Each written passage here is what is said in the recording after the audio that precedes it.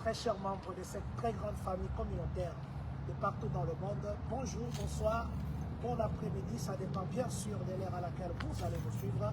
Comme nous disons toujours, nous, c'est John Matanda Chipama, nous sommes le président de cette communauté. Voilà, nous disons merci à vous qui êtes connectés, merci à vous qui serez connectés, à vous qui vous appelez Gallardo, André Nzenza, Kanda Tchanase, c'est les noms que je te demande ces derniers temps. Merci là où tu es, c'est ça, système Tchanase, Kanda. Je dis bonjour à mon frère Joël, là où il me suit. Je dis bonjour à vous qui me suivrez et à tous ceux qui vont me suivre ou qui me soutiennent toujours. Je viens pour une vidéo très courte et très rapide. Hier, je suis venu vous montrer les habits que nous avons reçus pour les gens de Goma, nos frères et sœurs de Goma, de Bukavu, d'Uvira, les frères qui sont dans la guerre actuellement. Il y a les habits que nous avons reçus, c'est beaucoup d'habits et puis des chaussures. D'ailleurs, nous irons encore recevoir d'autres habits. Nous chercherons comment envoyer ça. Donc, nous avons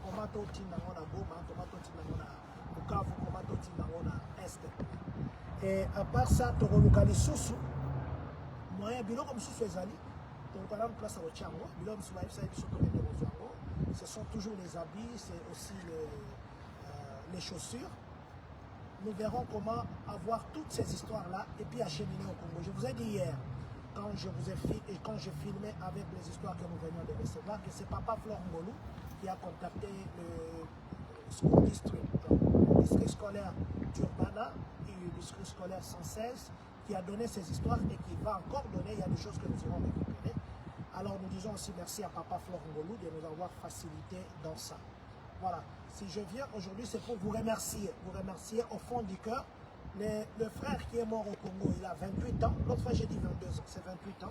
Il a 28 ans et il fallait que nous puissions totaliser 2500 $. Maintenant que je vous parle, il ne nous reste que 245 $ pour avoir 2500 $. Donc, j'ai dit merci à vous qui avez contribué, à vous qui continuez à contribuer. Je n'ai pas encore publié la dernière liste. Je vais publier, je crois, dès que j'ai fini ici. Et je crois que cette semaine, si pas demain lundi, le temps que Cash App fasse entrer l'argent, si pas demain, après-demain lundi, le mardi au plus tard, nous allons envoyer cet argent et comme nous avons dit, nous allons filmer comment la famille reçoit cet argent. Ils vont compter pour que vous puissiez savoir c'est combien. Nous ne voulons pas seulement dire que non, on a déposé l'argent, ça que vous ne puissiez savoir. C'est pourquoi nous publions tout le nom. Il y a des gens qui disent on ne publie pas leur nom, on met seulement les initiales. Merci infiniment à vous qui n'avez pas encore donné. Il ne nous reste que 245 $ pour avoir 2500 $. Et nous allons enterrer les compatriotes que nous ne connaissons pas. C'est le prophète voyant, le prophète Jérémie Kabamba qui avait lancé cet appel. Nous avons parlé avec la famille, ils nous ont envoyé des vidéos. Et vous avez réagi. Dans 5 jours, la communauté des États-Unis, la communauté congolaise, nous avons pu obtenir l'argent. Il nous reste que 245 $, je m'excuse. Il ne nous reste que 245 $. Nous venons de loin. Donc nous avons déjà au-delà de 2200 et quelques. Donc il ne nous reste que 245 dans ma tête, c'est le mieux. 245 $. Donc vous qui m'écoutez, si vous m'envoyez maintenant là 245 $, je mettrai la liste pour dire on a clôturé avec l'enterrement. Ce qui viendrait peut-être après, avant mardi que nous envoyons cet argent, ça sera juste pour suppléer de petits besoins qui peuvent venir après le deuil. Nous vous disons infiniment merci. Vous avez belé de contribuer. Merci beaucoup infiniment. Vous avez donné 300 $, vous avez donné 100 $, vous avez donné 50 $, vous avez donné 150 $, vous avez donné 10 $, vous avez donné 30 $, 20 $. Merci beaucoup, beaucoup, beaucoup. C'est la volonté ou c'est l'amour avec lequel vous avez donné qui compte, les restes, ça ne compte pas. C'est l'amour que vous manifestez. Je suis très fier, nous sommes très fiers de vous, les compatriotes des États-Unis et de partout dans le monde. En mon nom personnel et au nom de toute cette grande famille communautaire, c'est vrai que la famille biologique du compatriote aura le temps aussi de vous remercier. Moi, personnellement, je vous dis infiniment merci. Merci. Vous ne le connaissiez pas, mais vous avez agi. Et j'attends 245 $ pour conclure les 2500.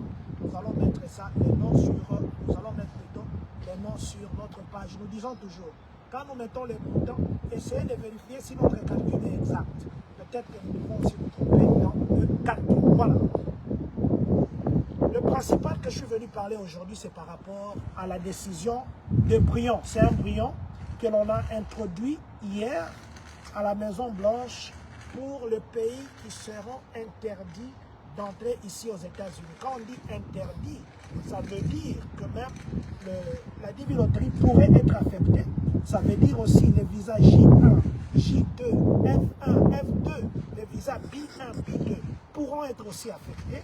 On interdit aux citoyens de ces pays-là de venir aux États-Unis.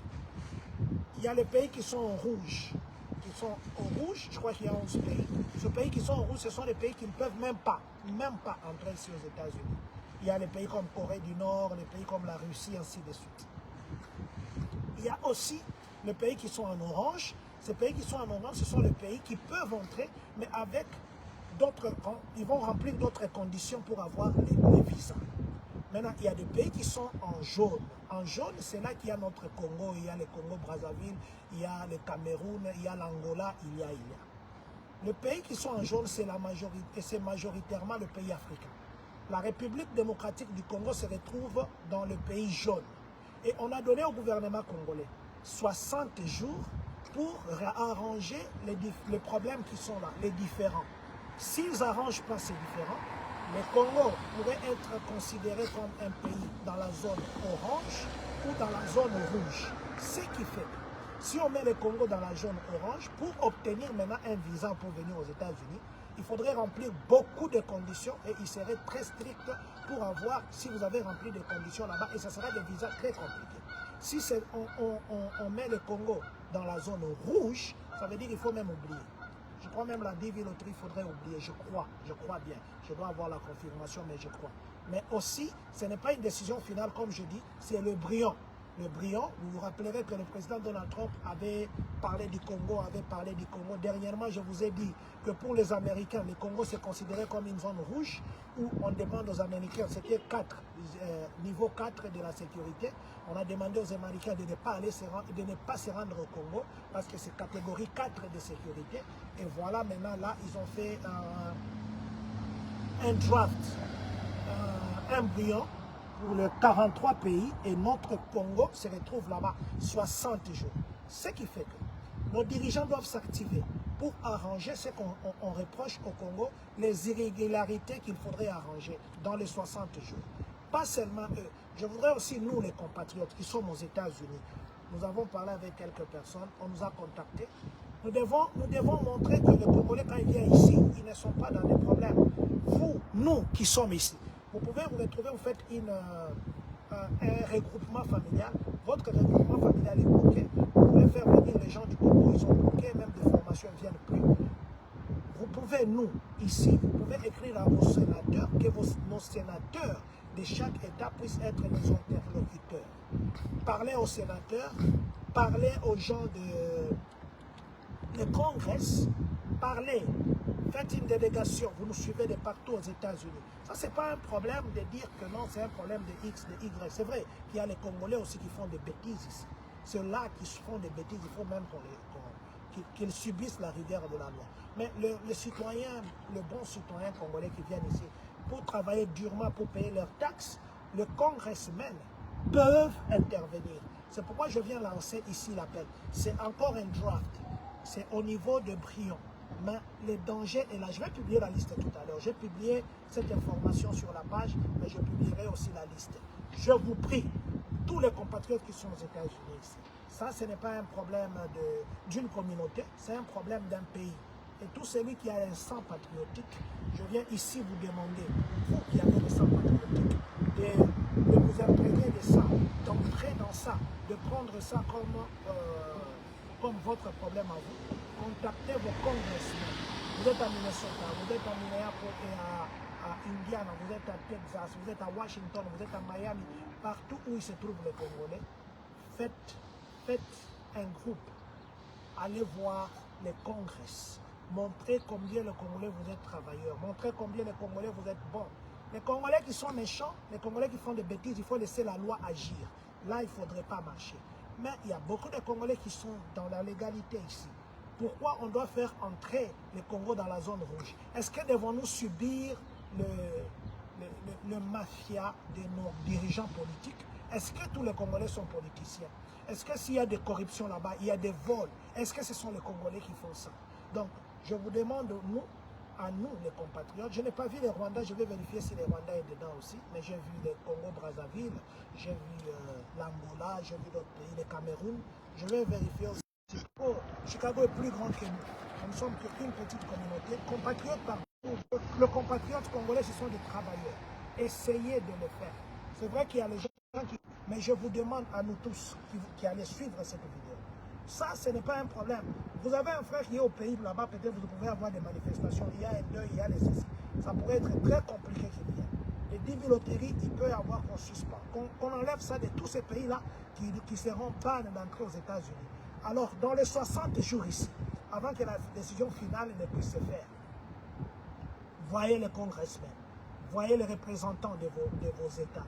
Parce qu'on peut punir, par exemple, les politiciens. Si, par exemple, on reproche aux Congolais la mauvaise gouvernance, ce n'est pas le peuple qui gouverne pour que nous puissions subir la méchanceté de nos dirigeants.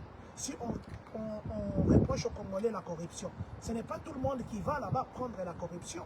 Donc, la mégestion, ce n'est pas le petit peuple qui est dans la mégestion, mais dans des décisions comme ça, c'est les petits peuples qui souffrent parce que les dirigeants ont l'argent, ils peuvent décider que leur enfant aille à Dubaï, ils peuvent décider que leur enfant aille ceci, mais les petits pauvres qui sont peut-être, qui n'ont que la chance de jouer la divinité, le petit pauvre là qui n'ont que la chance que son frère ou son père est parti, il faut faire le regroupement familial.